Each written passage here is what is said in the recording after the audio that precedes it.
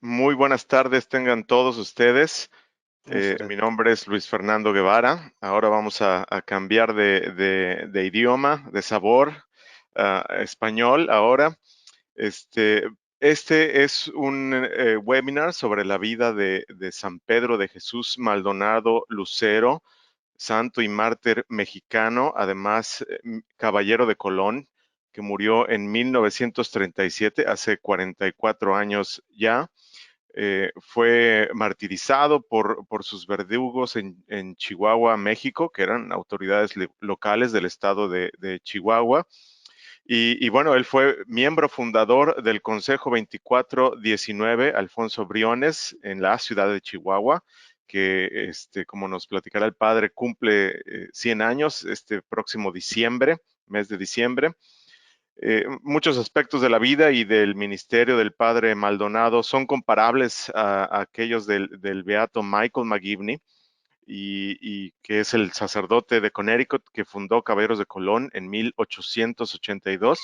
Entonces, con esta presentación del padre Mark Salas, vamos a aprender precisamente sobre estas similitudes y qué importancia tienen para cualquier párroco el día de hoy y cualquier capellán de los Caballeros de Colón, y obviamente también para todos los miembros de Caballeros de Colón, hijos espirituales del padre McGivney.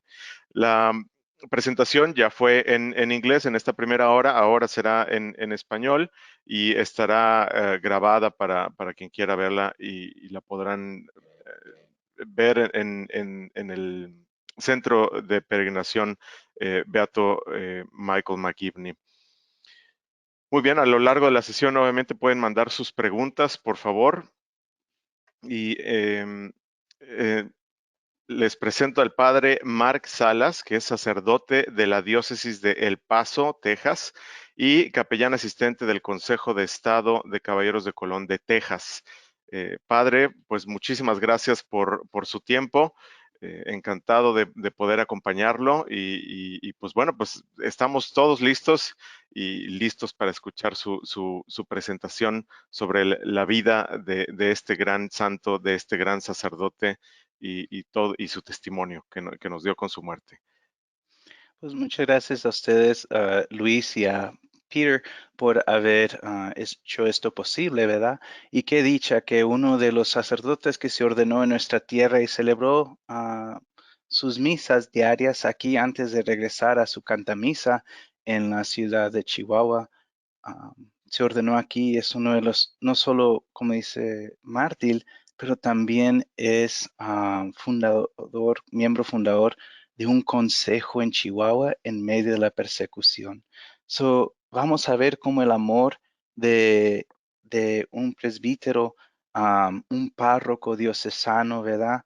Por su pueblo lleva a cosas extraordinarias, como llevó al padre McGivney a fundar los Caballeros de Colón en Connecticut, New Haven, en St. Mary's Parish, y como llevó a un simple párroco diocesano, el padre Maldonado, a también dar testigo como mártir y el que cierra la puerta, como veremos, en de la persecución en México. Bueno, tenemos los cristeros, los mártires y la orden en México. Empezó la persecución bajo calles en 1011 y llegó hasta 27, 25, y hubo dos movimientos de persecución en, en lo que es ahora México. Y lo que nos llevó a eso es que hizo la práctica de la fe católica contra la ley bajo la pena de la muerte. Y como vemos en esta imagen, el padre Francisco Vera fue fusilado en Jalisco por celebrar la Santa Misa. Celebra su misa, bien los soldados lo agarran, lo echan afuera, dicen te tienes que ir, dice no me voy a ir, entonces lo van a matar. A este punto, 1927, ya el Papa Pío X Pío XI puso una indulgencia plenaria que aquellos mexicanos que bajo el rifle decían en artículo mortum, en artículo de muerte, viva Cristo Rey, recibían una indulgencia plenaria, más aún el martirio es lo que perdona los pecados, será una entrada plena hacia el cielo. Ay, disculpen que tengo una infección respiratoria y pues a veces va a toser, so ay, disculpe por sus oídos.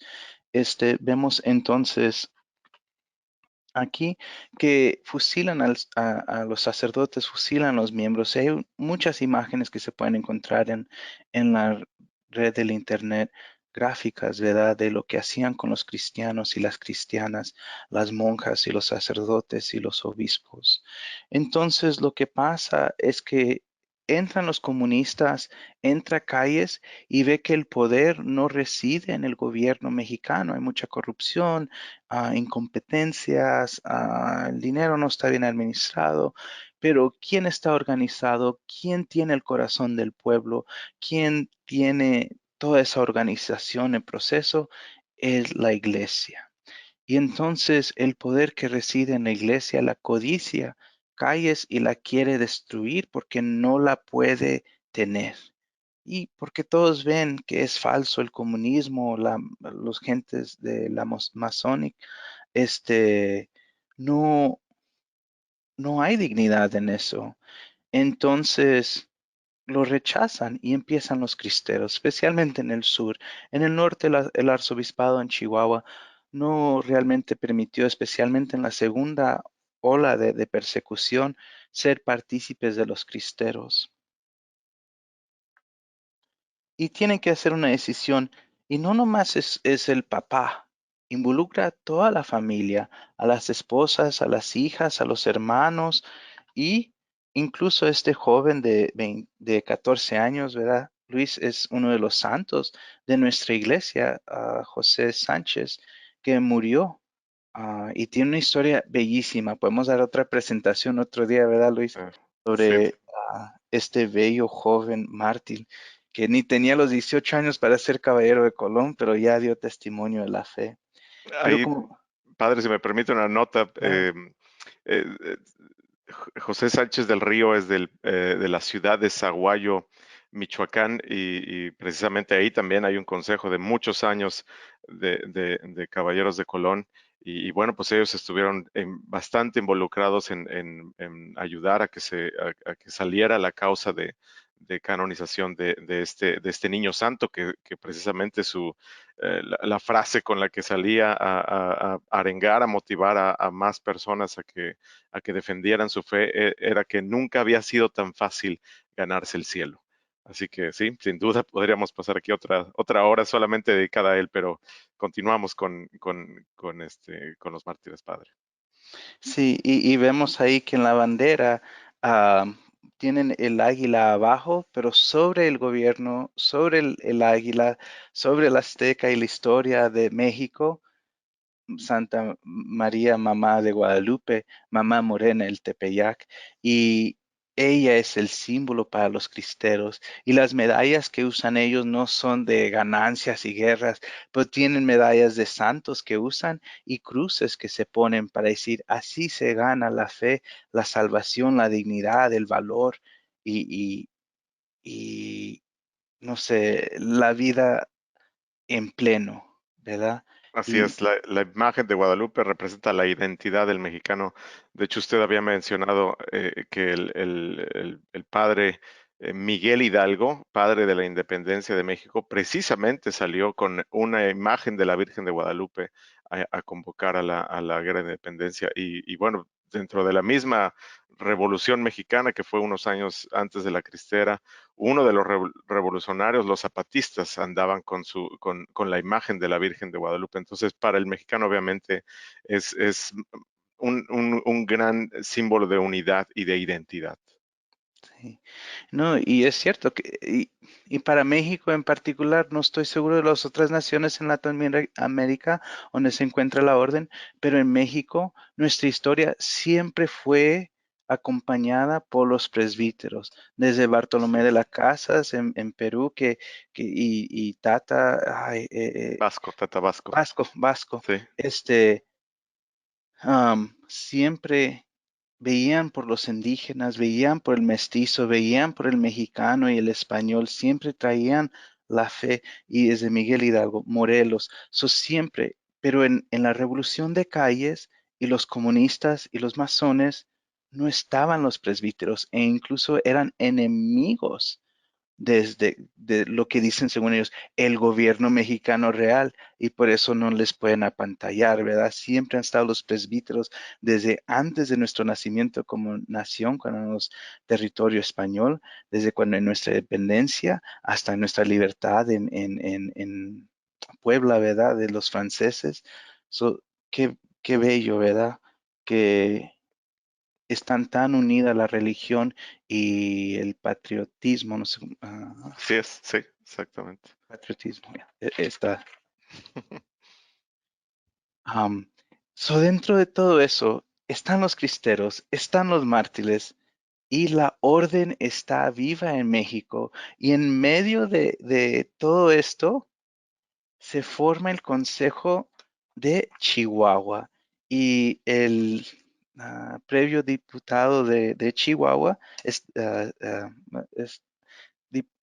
nos, ¿cómo dice? Nos compartió la acta de Constitución. formación, constitución para este consejo. Y dentro de ellos, uno de los miembros, que es este que está, si ven aquí la puerta a la derecha, aquí, este presbítero, hay otros, ¿verdad?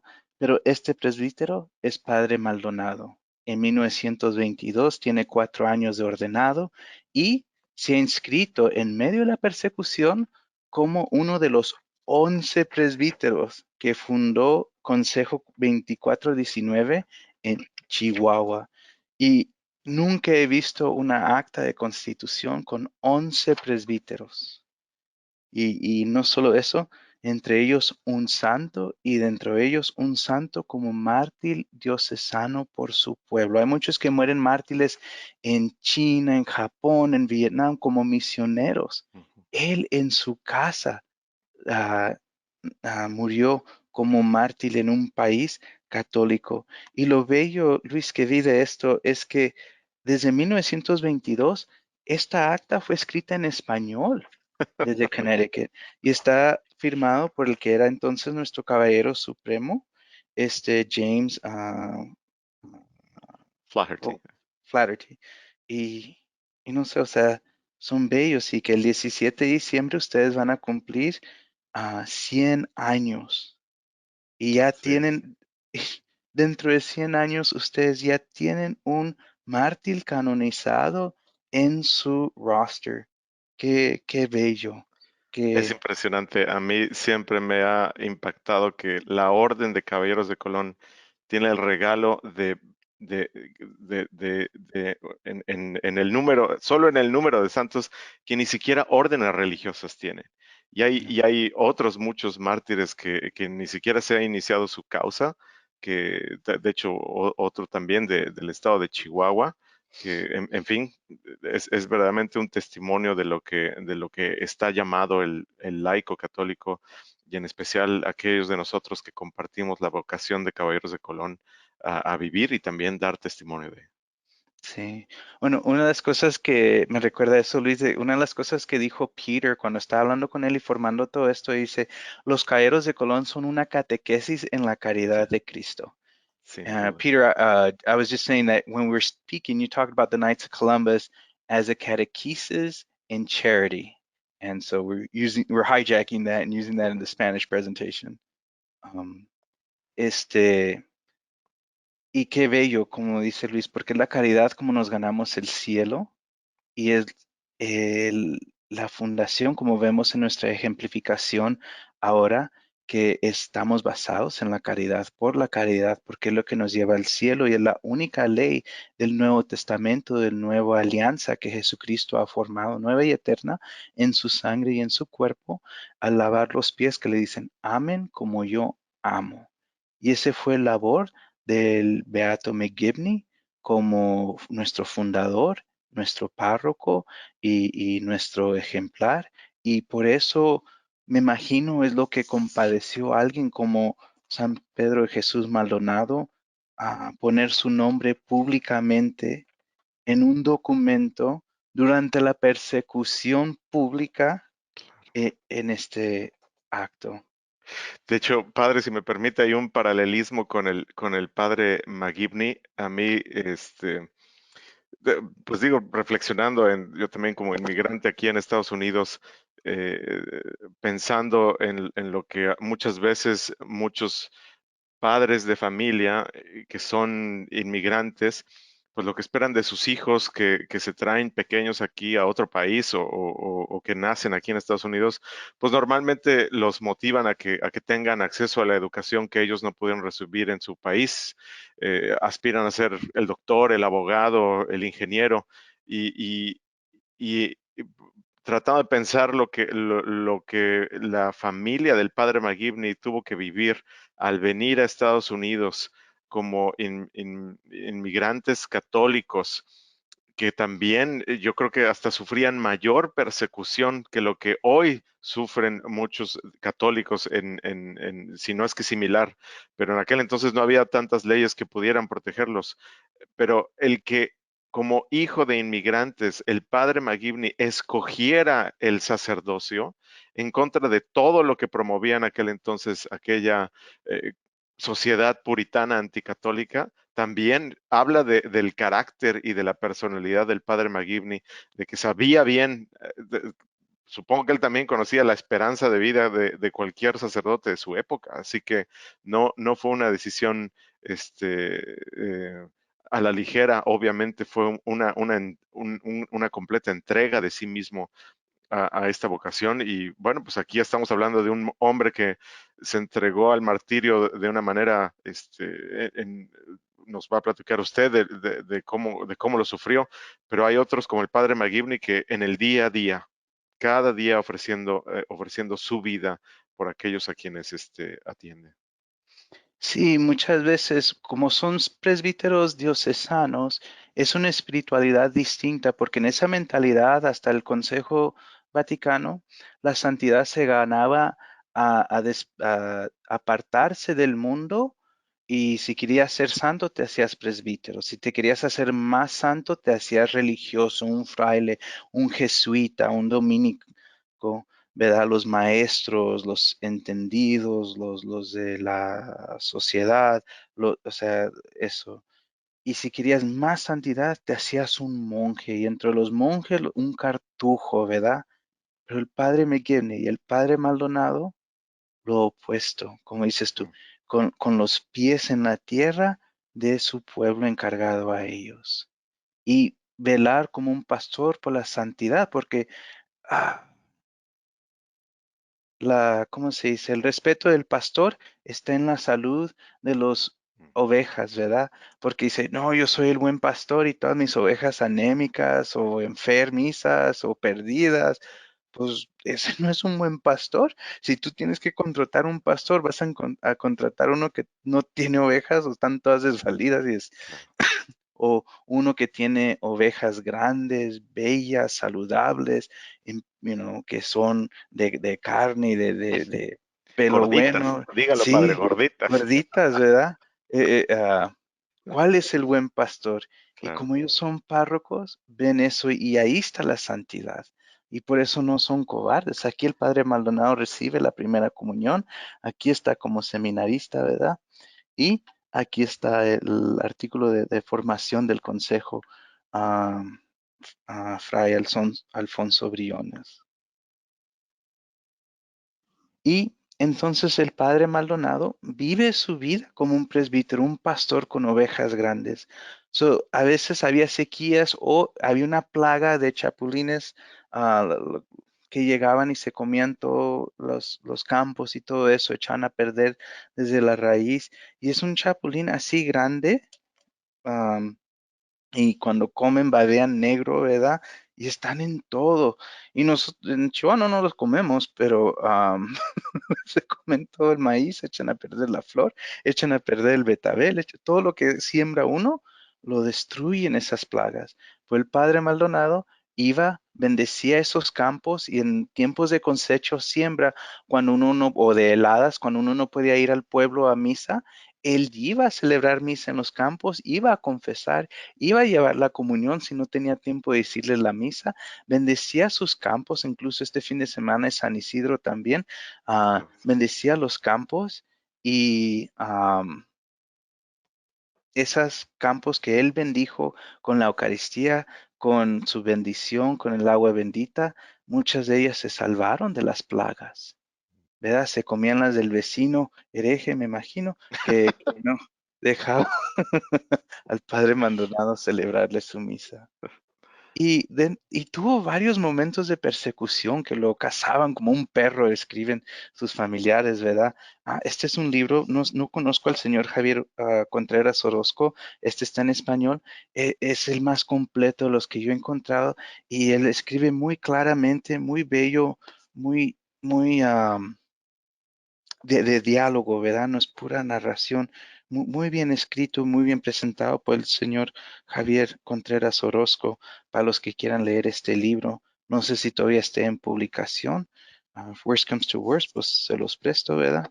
Am, Padre, le comparto, sí, todavía se publica, de hecho ya hay hasta la segunda edición y yo tuve el privilegio de conocer al señor Javier Contreras y sí, no, extraordinario lo que describe ahí de la vida y bueno, también de la época, ¿no? Da un muy buen contexto de qué es lo que estaba pasando en el país en aquella época. Sí, no, extraordinario. no, Quien pueda conseguirlo, adelante.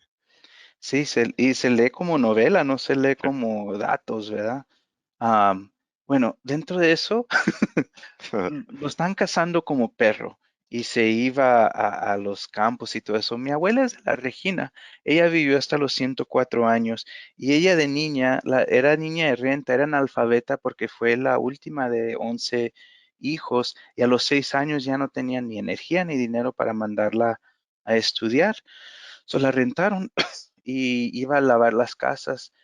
Vivía en la casa, limpiaba todo y una vez a la semana o al mes le tocaba ir al arroyo a lavar la ropa de la casa. Y cuando colgaba y todo eso, a veces llegaban sacerdotes que estaban cazando y se unían los changos. Los changos es lo que le decían a los soldados y los que estaban cazando a los sacerdotes y religiosos. Y y le veía a ese sacerdote con miedo y lo que una de las cosas que impresionaba a mi abuela de niña, que él tenía miedo que una niña podía gritar, decirle a los soldados, porque eso, y mi abuela decía, pero les daba el lonche, les daba su comida, y muchos de los presbíteros no se la querían quitar. Y dice, no, no, yo no le voy a quitar la comida a la niña. Y dice ella, no se preocupe, porque ella comía lo que sobraba en la casa, si sobraba en las noches. Ya no se preocupe, usted cómese lo que no ha comido en días. Está todo anémico usted y todo oscuro. Y la sotana bien sucia, les quitaba el zacate, o sea, y lo lavaba en el arroyo. Y recuerda una vez cuando metió una de las sotanas al río y se la voy a dejar blanca porque se hizo negro, negro el agua de toda la tierra, el sudor, la sangre que ese presbítero cargaba en su sotana.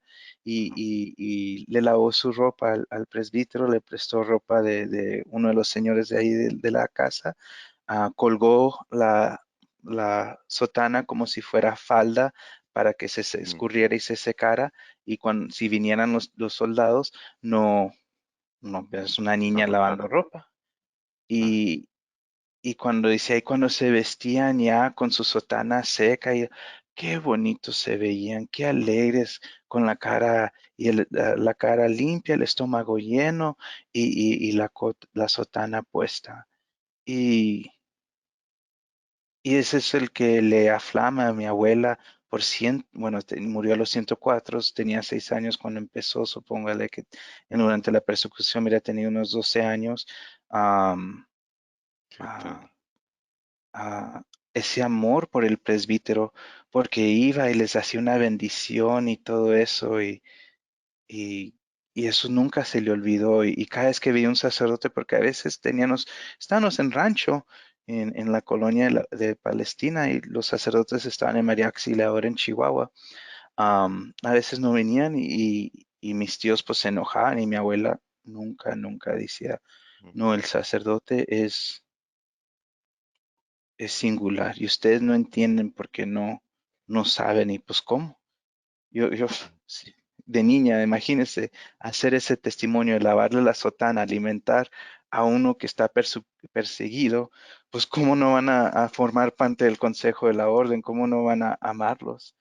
Pero una de las persecuciones donde el padre Maldonado es sacado públicamente y las ejecuciones son públicas, ¿verdad? Ven que él va a decir viva Cristo Rey, que el Papa Pío ha dado esa indulgencia y que no viva el gobierno, porque si dice viva el gobierno, viva Calles, lo dejan en paz y lo hacen públicamente, pero no, que dicen viva Cristo Rey o viva la Virgen de Guadalupe, viva Cristo Rey. Él es el rey, él es el gobernador de gobernadores, el rey de reyes, el príncipe de la paz, el que no tiene que compadecer bajo el rifle y el fusilamiento, el amor, el anhelo y la lealtad de un pueblo. Solo a través del amor, solo a través de su calvario. Entonces, él hace esa proclamación y los que lo tienen que fusilar no pueden no pueden fusilarlo. Solo agarran, lo llevan a Juárez y lo jondean al paso, lo echan al paso y le dicen, aquí está el dinero y ya no te vuelvas. Porque sabían que si lo matan como mártir, todos los que están ahí viendo los iba a inspirar y iban a perder todo. Y le tenían miedo al pueblo, por eso, por eso los tienen que opresar con hambre, con control, la educación de los niños, la formación de los niños y los impuestos y el balazo, ¿verdad? La muerte. Entonces ven que su muerte pierden la causa, ¿verdad? Lo sueltan con dinero por lo valiente que es y regresa, porque él es diocesano, él es de Chihuahua y regresa. Hay otra ola de persecución en 25, 27 empieza ya, se formaliza un poco más en el norte, en el 29 y, y empiezan a buscarlos y lo exilian otra vez más, lo agarran de Santa Isabel, ya es párroco de Santa Isabel, y ahí es donde muere como párroco de Santa Isabel. Lo agarran y lo echan del pueblo, y él se queda entre los espinos, entre el valle y el llano, y muy bello. Esta imagen fue elaborada por el Consejo 17.449 de San Pedro de Jesús Maldonado, aquí en una parroquia y consejo en la diócesis de El Paso am, y su amor por el Santísimo en la oración nocturna, ¿verdad? Ese es el distintivo de ese movimiento. La custodia es de cuando fue un congreso internacional en Chicago en 1923 y la Eucaristía, ¿verdad? Pero en esas idas de valle de exilio, llevaba con él el rosario y es el blanco que más al rato van a ver y la Sagrada Biblia. Y decía, cuando yo no tenía acceso a Cristo porque no tenía pan y vino, tenía acceso a la palabra, Cristo en su palabra. Y de noche o en el cansancio, porque cuando uno está en el sol, el sudor y el polvo, porque el polvo es muy fino en, en Chihuahua, pues no se puede leer, pero él tenía acceso a Cristo a través de la Santísima María. Ella siempre me acompañó en su rosario y contemplaba a Jesucristo en su nacimiento, en su vivir, su muerte y su resurrección, para que siempre nunca perdiera esa conexión con Cristo. Desde que era seminarista, ¿verdad? Decía que quería vivir con el corazón entre el sagrario y el cielo, ¿verdad? Y entonces sigue esta imagen a la izquierda, es de él cuando ya tenía los 44, unos meses antes de su martirio. No lleva el alzacuello como sacerdote porque era ilegal y se escribió en la Constitución. No se cambió la Constitución hasta 1991 cuando el Papa Juan Pablo vino por tercera vez, me imagino, a México y a Carlos Salinas de Gortari ya entonces se quitó eso de la Constitución o se omitió y él pagó ¿cómo se dice? Fine, Luis, Ah, ay, la fianza, no es fianza, es no es fianza. La multa, perdón, la La multa. multa, gracias, sí. Es Así que iba a es. decir mordida y eso es informal. No, no, no. La Es multa. la multa, sí, sí, exactamente.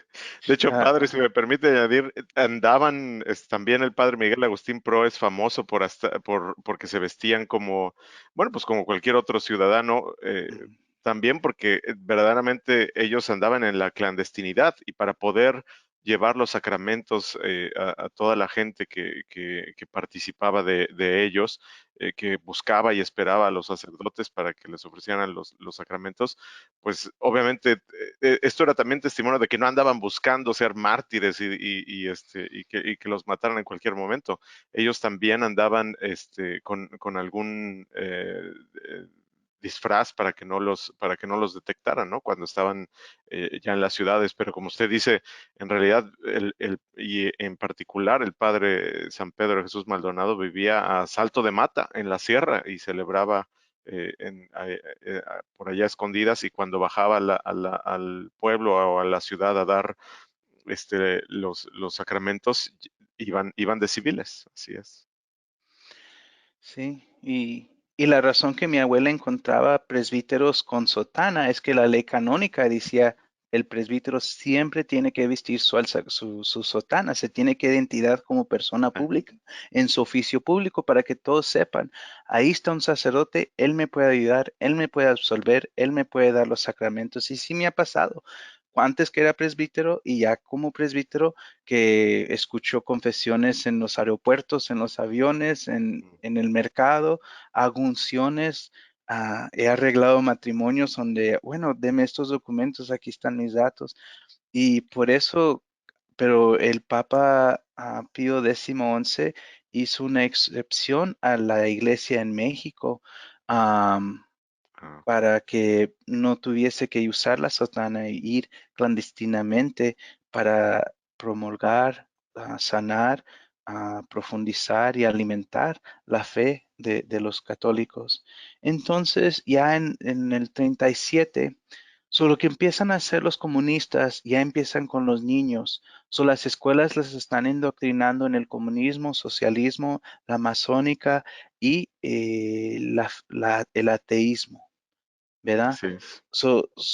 El padre Maldonado empieza desde el púlpito a decir, no lleven a sus hijos porque los van a maleducar, porque no van a tener la fe, no van a tener a Cristo, no van a tener humanidad y la humanidad que se les da va a ser ah, mal.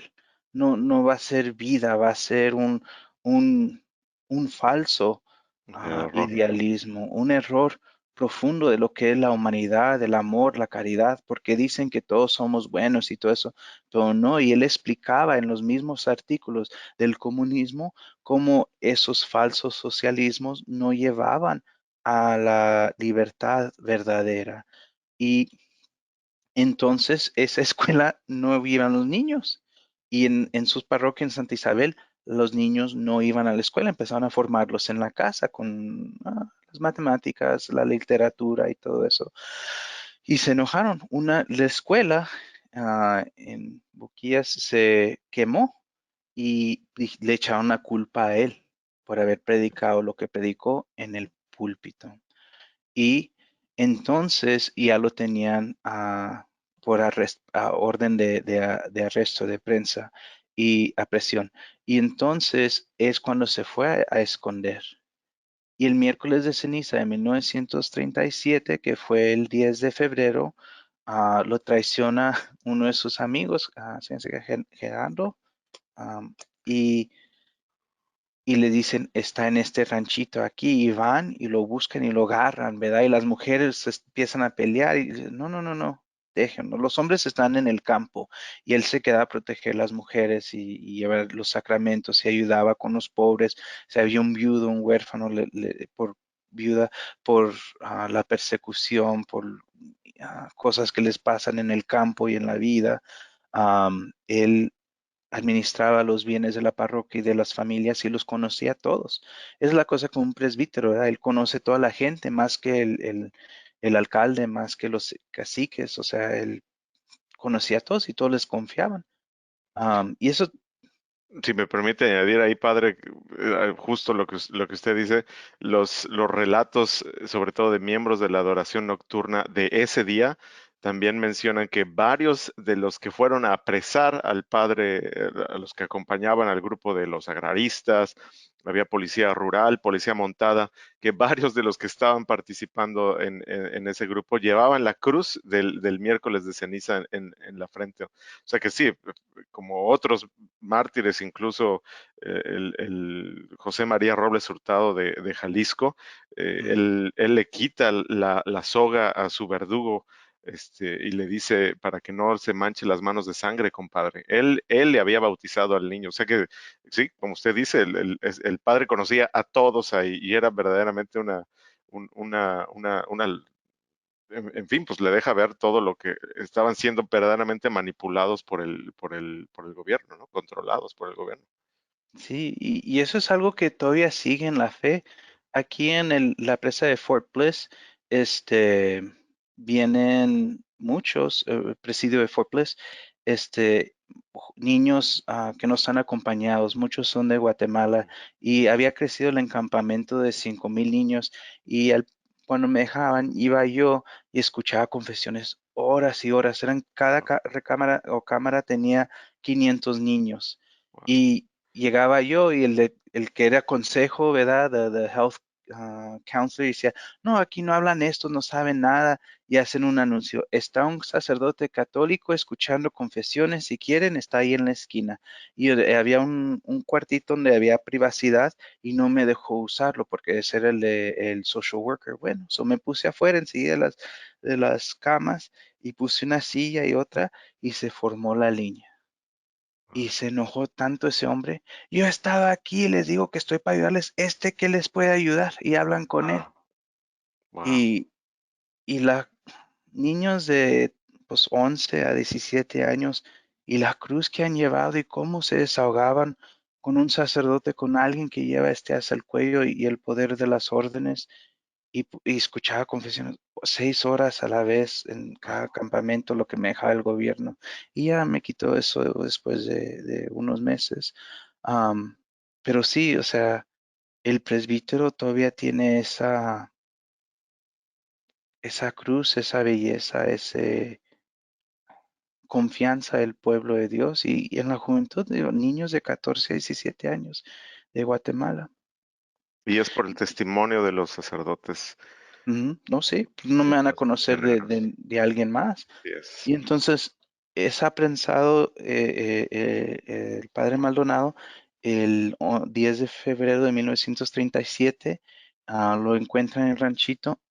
Él se lleva la Eucaristía con él porque está hallando el Beaticum. Dentro de eso lo agarran o golpean y con el La cacha del rifle.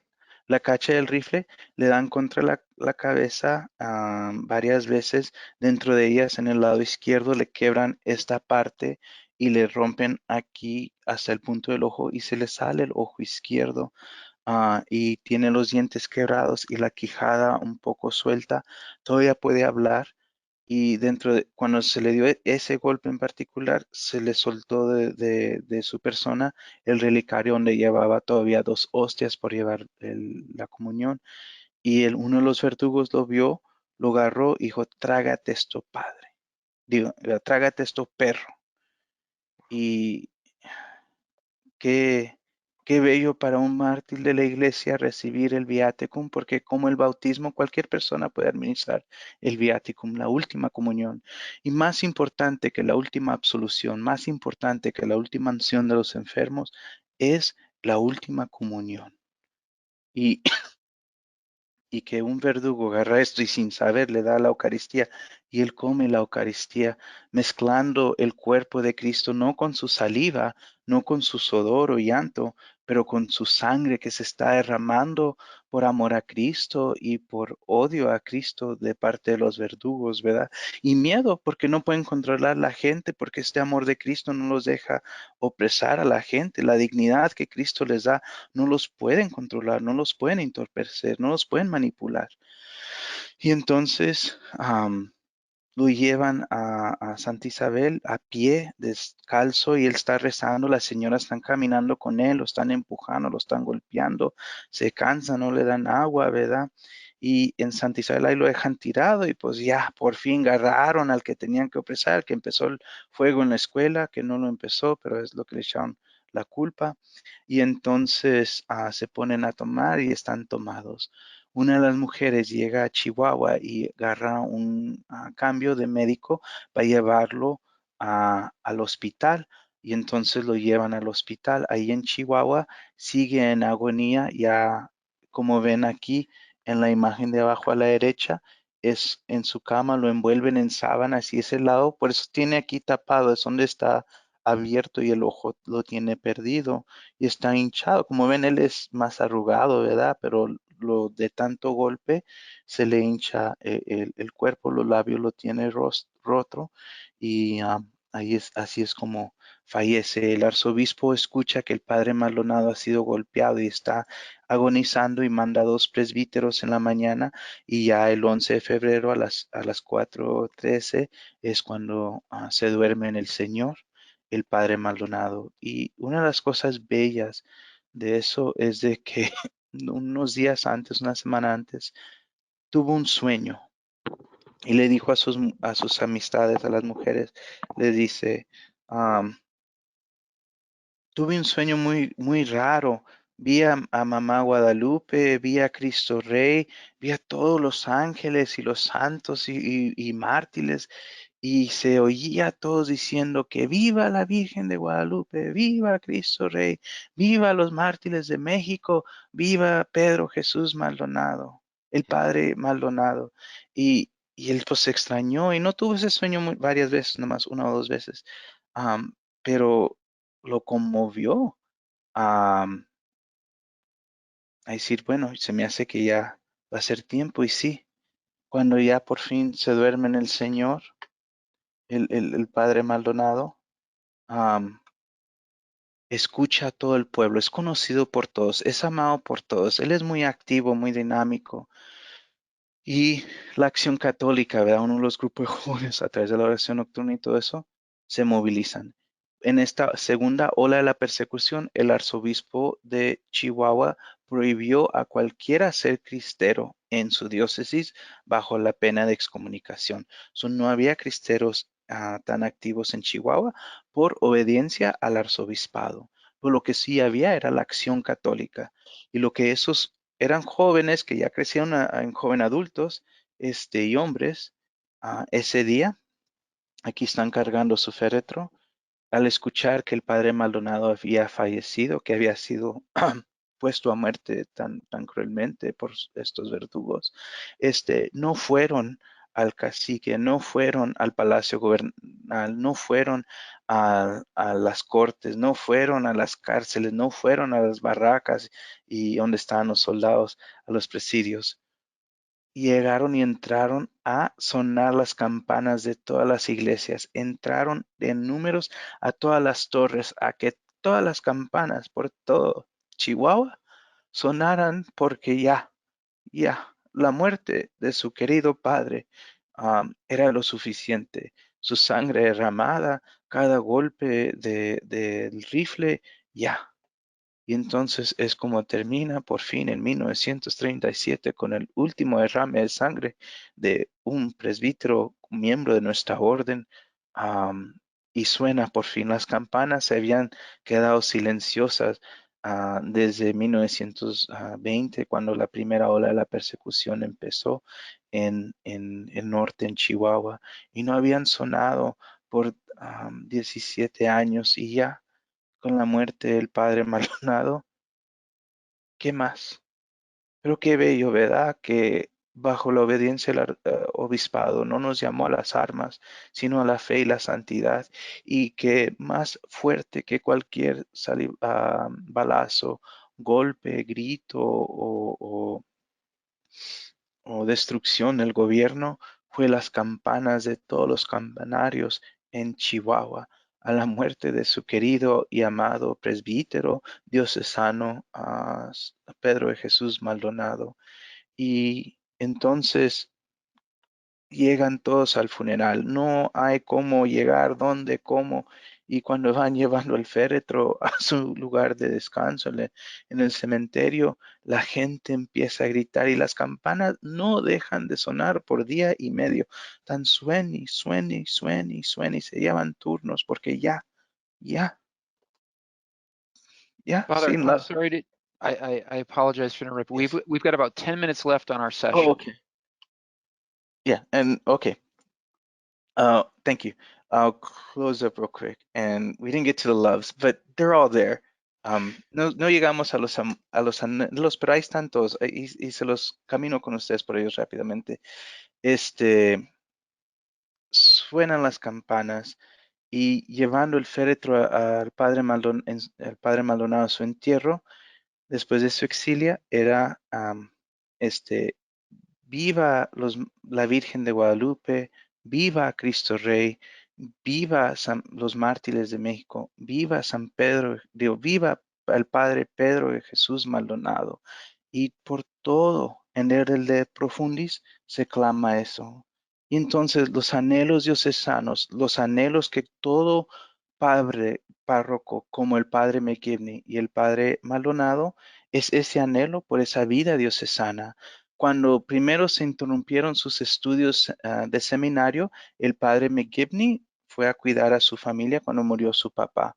El padre Maldonado se quedó en Chihuahua a estudiar la música porque dijo, bueno, voy a estudiar el violín porque si no puedo ser sacerdote, pero aunque sea puedo ser uno de los ángeles cantando en el cielo, ¿verdad?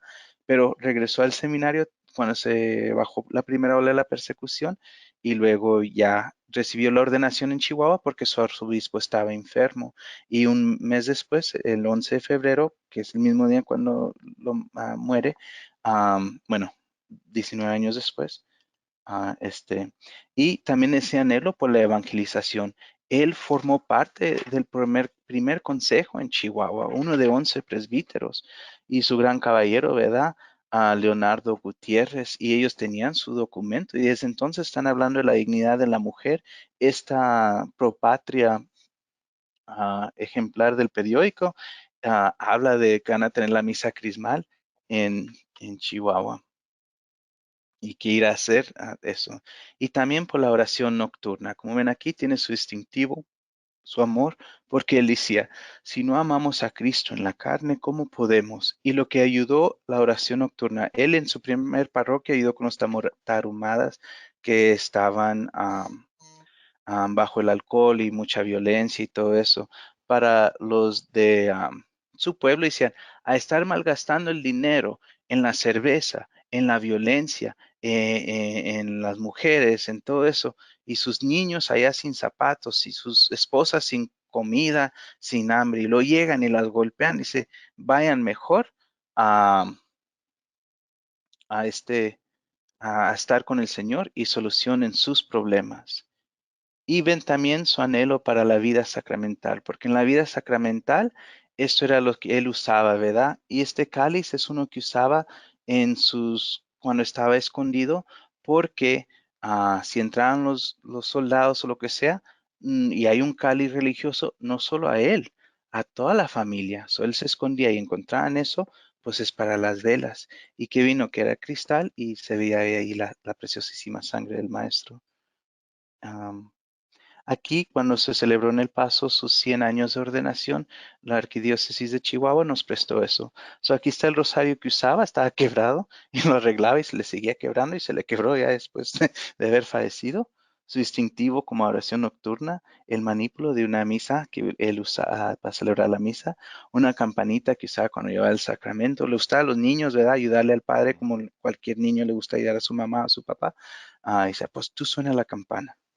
Aquí eran para poder leer sus anteojos, su gorro, ¿verdad? Para que le quitara el calor del sol, le estar en la sombra.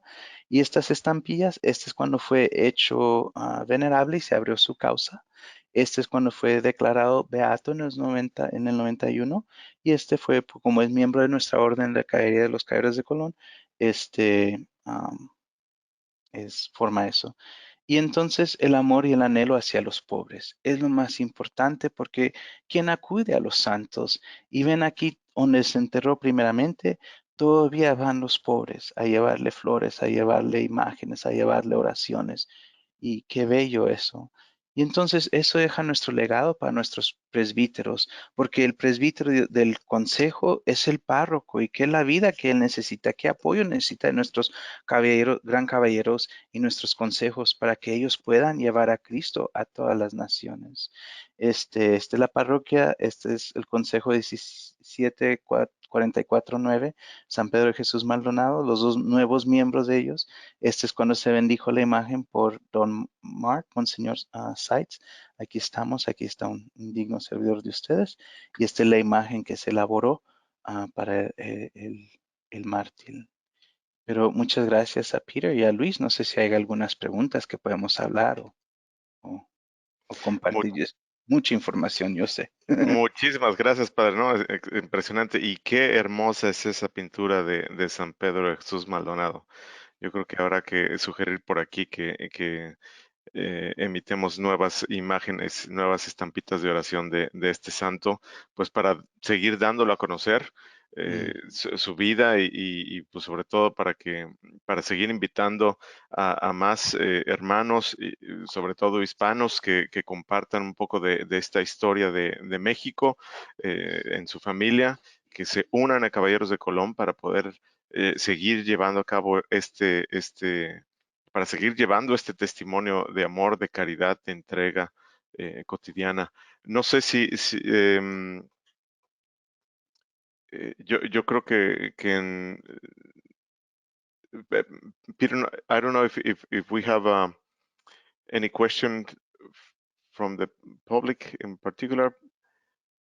Um, Only questions that had come in earlier in English. okay, all right. Bueno, yo creo que las de inglés las podremos contestar más adelante para las personas que las hayan em, eh, formulado esas preguntas, pero si no tenemos ninguna otra pregunta, nuevamente, padre, agradecerle su tiempo, agradecerle el que nos haya acompañado. Esperemos que esta no sea la última vez. Este próximo sábado es precisamente la fiesta de estos santos mártires mexicanos, el 21 de mayo, que fue el día en que los canonizó San Juan Pablo II. Así que pues vayan a misa, vayan a recordarlo y compartan el testimonio de estos hombres. Finalmente, padre, pues no sé si nos pudiera conceder una bendición para seguir nuestros caminos y bueno, pues esperamos verlo nuevamente pronto. No, pues claro, y gracias a usted, Peter y Luis, pues, por esta oportunidad, ¿verdad? Porque es una bellísima historia que me inspira a mí como presbítero, que me inspira a mí como caballero de Colón y me inspira a mí como gran caballero del Consejo para poder, no sé, seguir los pasos de Cristo a través de los pasos de sus sacerdotes y sus mártires y el fundador McGivney. Qué bello, ¿verdad? Qué gran legado tenemos nosotros y riqueza como iglesia y como país, ¿verdad? En las Américas. Así es, padre, y muchas gracias por su vocación, por su ministerio, que verdaderamente nos alienta a acercarnos a Cristo y bueno, pues que su ministerio dé muchos frutos más. Nuestro auxilio es en nombre del Señor que hizo el cielo y la tierra. Padre bueno y alabado, te pedimos por todas las bendiciones que nos has dado, no solo en la riqueza de los sacramentos, en la belleza de la vida catequética, de conocerte a ti y la condescendencia de tu ternura paternal en Jesucristo, en sus palabras, que todo lo que nos lleva a ser hijos tuyos celestiales. Te pedimos que a través de sus presbíteros nos ayudes, ¿verdad?, a seguir profundizando este gran misterio, el que dejó su carne y sangre como verdadera comida y verdadera bebida para poder salvarnos de la oscuridad, de la terrenía, del miedo, de la persecución, de todas las cosas que no nos deja proclamar tu ternura y vivirla en nuestras familias, en nuestros hijos, en nuestras amistades, en nuestros enemigos, en nuestros consejos, en nuestras parroquias y ante nuestros párrocos. Ponemos en tus manos el sacerdocio de todos nuestros capellanes, de nuestros consejos a lo largo de la orden, para que ellos puedan, al ejemplar del padre McGivney y el padre Maldonado, poder guiarnos en esa ternura, en esa caridad, que es una gran catequesis de tu amor por nosotros y la realidad que podemos vivir, una dignidad, una paz, una realidad que el mundo ni el gobierno la puede dar ni rebatar, pero siempre anhelando en la caridad servirte y dar testigo de ti. En ese gran amor. Te pedimos que bendigas a nuestro caballero supremo, Patrick Kelly, y todo el Consejo Supremo para seguir entonces este gran labor que nos ha encomendado el Padre McGivney, este gran labor que nos ha encomendado tu Hijo. Y pedimos siempre tu bendición, tú que eres Padre, Hijo y Espíritu Santo. Amén. Viva Jesús y viva Cristo Rey. Viva Cristo Rey.